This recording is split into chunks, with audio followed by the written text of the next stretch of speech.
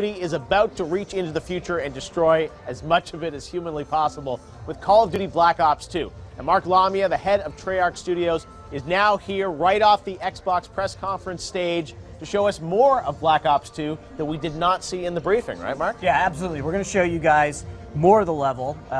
You know, it was amazing to be out there on the stage with Xbox, but for you guys, we're going to give you some more. All right, well, let's take a look. It's Black Ops 2. Now, you guys announced this game about a month ago, and everyone knew you were making Black Ops 2, but the fact that this is set in futuristic Los Angeles, this level, I mean, it opens up the possibilities for you guys, right? With weaponry, absolutely, lots of stuff, right? Yeah, you know what? Putting it in the future, just an entirely new set of weaponry, gameplay, mechanics. The fiction, you know, the fiction is just this amazing time-spanning narrative. Right. We're set in this situation here where our villain has stolen the keys to the U.S. military infrastructure, and he's turning our greatest strengths into our greatest weaknesses here.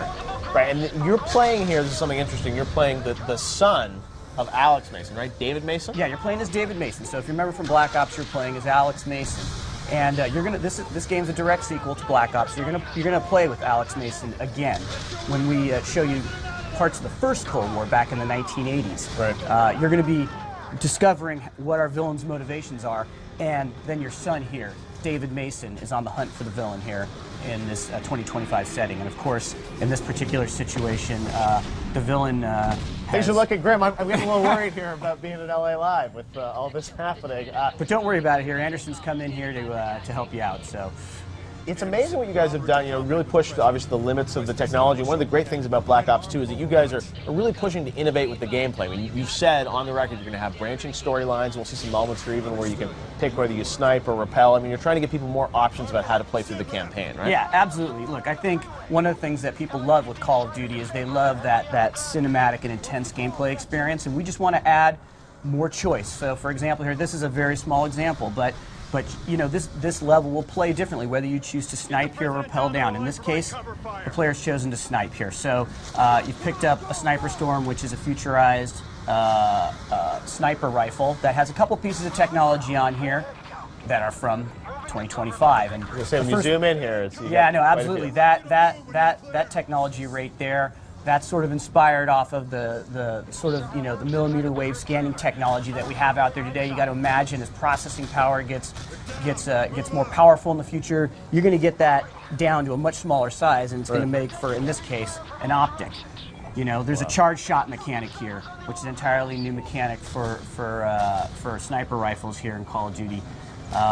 You know, the longer you charge it up, the deeper you can penetrate surfaces. So, well, and this is stuff, obviously, I know you probably can't say a lot about multiplayer, but obviously this kind of technology and stuff will probably transfer over to the MP game as well, right? Well, yeah, the multiplayer game, it takes place entirely in the year 2025, and right. What we'll tell you about later, you know, the weapons and everything that's in multiplayer, we're going to tell you about later. Right, but obviously we're cool new toys that people can play with. There are tons of new toys. Absolutely. Now we're looking at some new stuff here because the Xbox demo had to cut off at a certain point, so now we're going to look at some brand new gameplay, right? Absolutely, absolutely. So you still got to fight up the street, right? You're still protecting the president and the detail there. You have to make your way up the street. I think one of the things about this whole scene is, you know, we've totally, you know, overhauled our entire render. The amount of, and the level of detail, the amount of detail, the lighting, the effects, just everything is on a completely epic scale for this game. Something, so right there what he's doing there is that's a grenade. You know what, in the future, are you going to have to rely on human strength, or are you going to be able to have something where you'll be able to target and be able to you know, my favorite thing is that you've got the robo-dogs, right? The drones. We do have drones, and let me tell you, we'll get to that point a little bit later in the demo. We won't spoil it. All right. Yeah, yeah. Yes, so the drones. We saw them in the trailer. People are excited. Right. So here we are. We're inside the car. You're driving. So you're really driving this because people are always wondering, you know, how much vehicles in there. So you don't. I mean, you're driving. Sort of on rails. You get to go left and right a little bit, right? Yeah. No. Absolutely. Well, you're constrained by the road, the freeway here by the road. So. Wow, got the jets flying through. Yeah, no, this is just, you know, the level of destruction. The team's working on the environmental animation. A couple blocks away, we're almost ready to see the car driving by here. So you're going underground, obviously, here. And what is your goal? What is your mission here? You're obviously, you know, we saw the president, and obviously there was something going on there, right? Yeah, no. So you're on detail to protect the president here, and so you're in constant communication, right? The president's right behind you. You're escorting, and then something happens. You know, yeah, it was you're ambushed. You get ambushed, but that's not all, because this level just continues. That's and the right. thing, when you That's first right. showed this to me, it's like 20 minutes of stuff. It just keeps going on and on, right? With all this action, all this gameplay. Yeah. So like right here, after you get hit, we're opening up, right? You know, just again the effects, the character work. Well, what you guys are doing with the performance capture and the actors, I mean, you're really pushing the storytelling in-game, which I think is something that, you know, Call of Duty, I think has been a bit of a weakness in the series over the years, that you guys have had amazing action, amazing gameplay, but sometimes, you know, the story hasn't always been in the game. And I mean, here you look at all that happening with the, you know, the bikes and the characters and the voiceover. Even the story of Anderson there. You know, Anderson is that plane. It's there. It's protecting you. Of course, Harper here.